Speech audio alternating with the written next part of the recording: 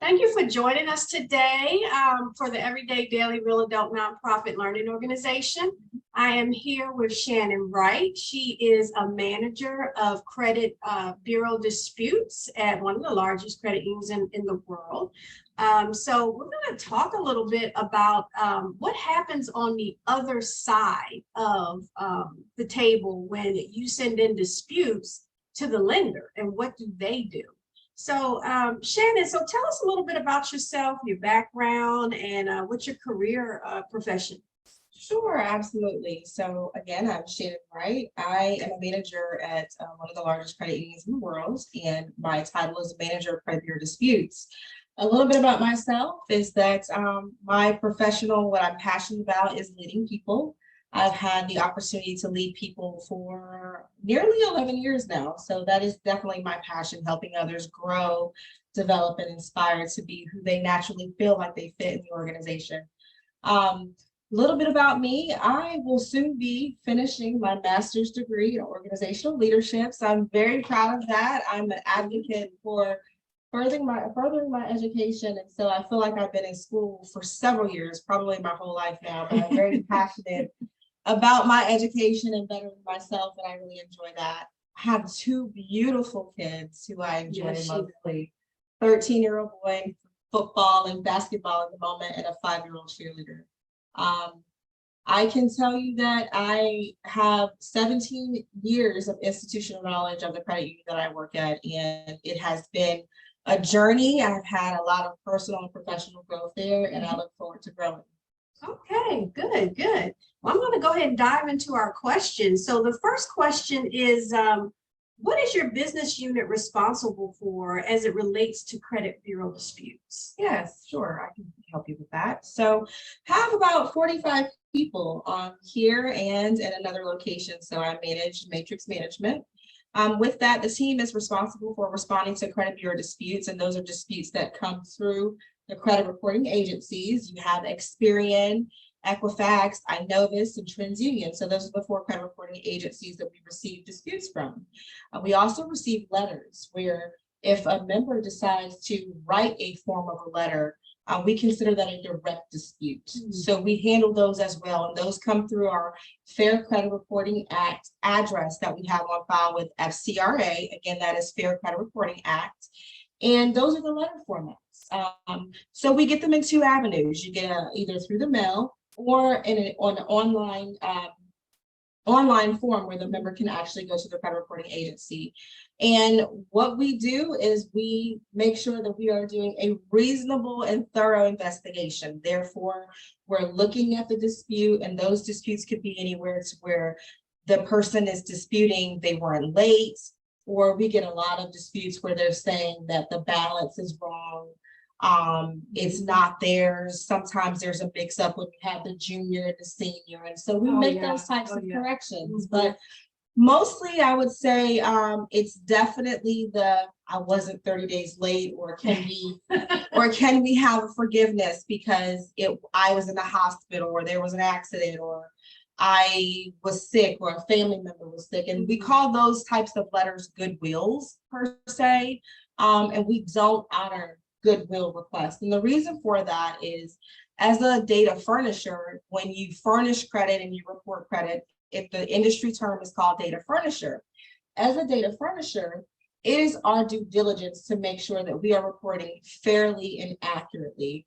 So we can't get in the business of doing something for one and not the other. Right. Making personal exceptions for others. But yes, we respond to probably about 350,000 disputes a year. Wow, 350,000 disputes a year. That's amazing. So you mentioned iNovis. What is iNovis? iNovis is a very small credit reporting agency.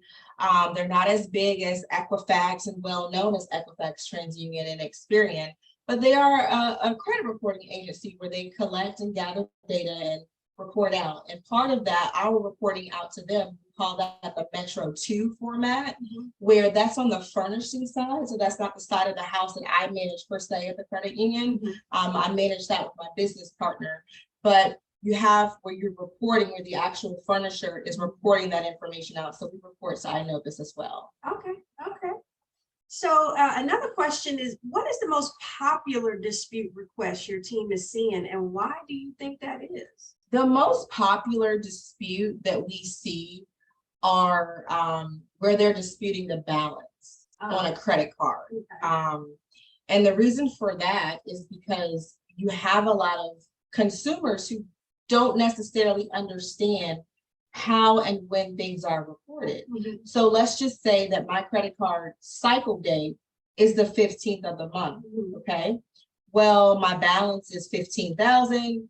I got a big bonus, so I pay that balance off or I pay it down half, and it's the 20th of the month. Mhm. Well, I'm looking for that to reflect as such on my credit report immediately, and it just doesn't happen that way. Yeah. So consumers don't understand that you have to wait for the cycle to process that. So a lot of the business of what we're seeing is asking for interim update requests. Gotcha. And Right. and it usually takes about 30 to 45 days. And usually we say 30 days, but it's up to when the credit reporting agency will furnish that information, because there's sometimes are snafus behind the scene Right. with the credit reporting agency where they have file transmission issues and such. But the majority of the time we like to advise 30 days. Mhm. But that is the biggest thing where consumers are not waiting. And we understand when you're going through a mortgage and things Right. like that, you want that balance to come down because that definitely impacts your debt to income ratio. But it's because consumers just don't understand that Right. that balance will change. We'll update that payment, that payment update that you've made, Right. and we'll update with that monthly payment will reflect too now that your balance has come down off of your revolving credit. But you just have to wait for the cycle You date gotta to wait furnish. for it. Yeah. Yep, you have That to wait makes for sense. furnishing. That makes sense. Gotta be patient. Gotta be patient. Okay, so what do you recommend being the best course of action or steps for consumers when disputing issues on their credit? The best course of action, I would recommend this to everyone, anyone, and you've also recommended it as well. But the best thing to do is to stay in tune with what your credit is reporting. One, you know, Right. I monitor my credit. I'm not looking for a mortgage or looking to buy a house or buy a land or anything, but I monitor my credit. Credit monitoring is very important. So I think that in order for you to stay in tune Mhm. with what's going on, you know, your credit really is like your life. Mhm.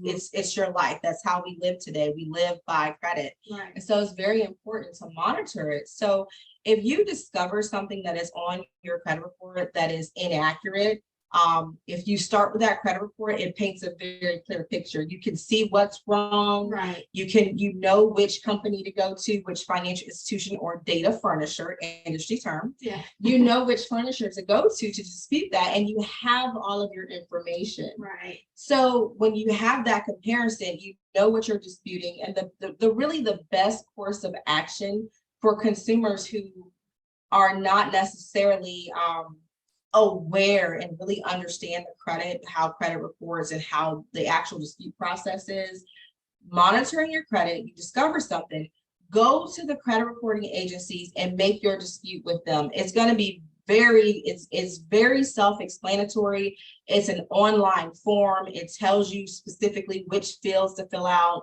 What are you disputing? What's wrong? Right. It even walks you through situations to where you have the comparison if the data furnisher has the wrong address. So if you have an address that's showing on a credit card that you have for 5 years ago, Mhm. but you're no longer at that address, then you can visibly see that. So you can discover other things that are not just impacting your credit score just by maybe you weren't late, or maybe you were late, or maybe the balance or some sort is wrong. But the best thing to do is credit monitoring and go to either Equifax, Experian, or TransUnion and file a dispute. Is very self-explanatory and the best route to go. Right. And sometimes you may have to do it 2, 3, 4, 5 times, just be patient, keep that in mind, and have 30 days to respond, but you may have to do it again. So good deal. Let me ask you one more question, or actually 2 more questions. How was your team affected when the institution experiences a high level of fraud claims such as scams, identity theft, and account takeovers? Well, those things aren't fun. They're never fun, especially when it's true fraud. And we take that very seriously. So when we do experience fraud rings or something like that, and we're involved in it, what we do is we work hand in hand with our security operations to make sure that it is definitely identified as fraud. From that point, we investigate things on our side and we delete the actual trade line from the consumer's report.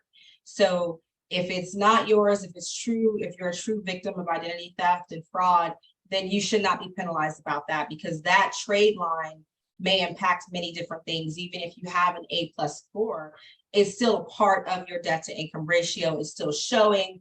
If there are no payments, it could impact you negatively. So the number one thing that my team does is we go in and we'll analyze it and we'll delete the trade line fully. And then we'll work with the risk team and work with security operations to make sure that that balance internally is wiped clean from our internal system. Good, good. That's good to know. You have a lot of victims of identity theft out there. I do have a seminar on that now.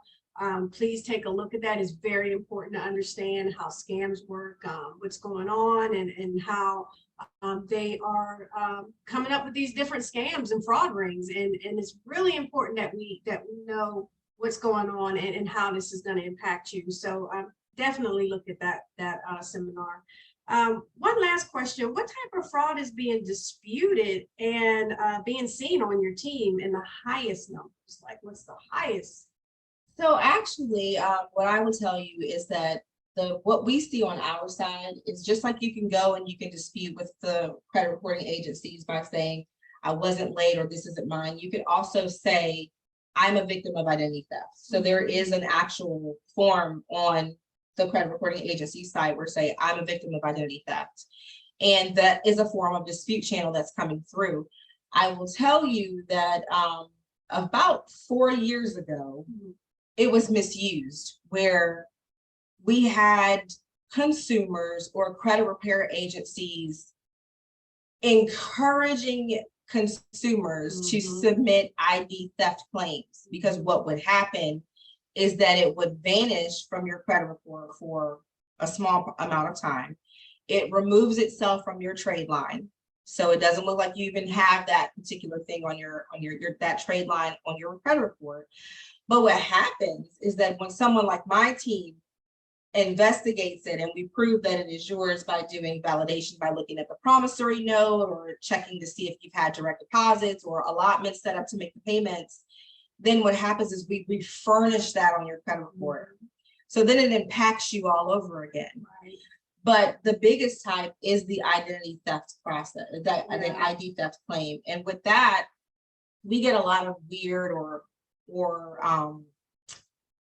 police reports, falsified police reports, where they're sending them in. And so my team looks at the police reports, and if it looks and smells like fraud, we do have a red flag and a green flag checklist that we really work with to make sure that we're doing our due diligence. Because if it is indeed fraud, we want to help protect our consumer. We want to remove it immediately because they are impacted by it, and we like to preserve our membership.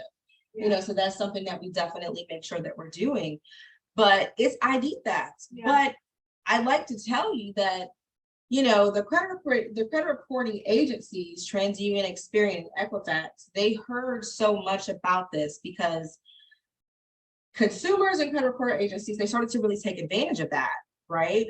And so it was putting a lot of work on data furnishers, because we have a responsibility, according to the Fair Credit Reporting Act, to go in and give these disputes a thorough and reasonable investigation. Right. We have to say that, no, this is not fraud, this is yours, and we have to say this is why. And if it's not, and we're removing it from your trade line, we have to say this is why. Because we have to live up to Fair Credit Reporting Act. So after attending several conferences with the industry, they heard data furnishers loud and clear. So TransUnion, along with a couple of others, they created some algorithms to where it scrubs it on their side. Okay. So our fraud population has decreased by almost 50% because the credit reporting agencies have put in algorithms to help better detect the bad stuff, meaning right. the people who are trying to get over. The fraud Right, rings. right. Because there are fraud rings out there that actually script Mhm. first party fraud people that are actually complicit and tell them, hey, after we go ahead and get this money from the bank, just tell them it's identity theft. And they'll go ahead and take it off your credit report. Well, it's good to know that we have things in place on the back end to mitigate that so that people can't get away with that and cost other consumers money, higher interest rates, less benefits, such as if you're in a credit union, and they start taking those things away because of fraud, and we don't want to do that. You know, there's identity theft and a fraud case every 22 seconds. Wow. So we really have to mitigate that, and we have to be mindful. So yeah. well, thank you so much. I really appreciate you coming and taking the time and interviewing with us and answering our questions. If you guys have any questions for me or Shannon, please throw it in our chat on our website or on our Facebook site. Feel free to give us a call, email, and we will definitely get back to you right away. Thank you so much. Thank you, and thank you for having me. Thank you.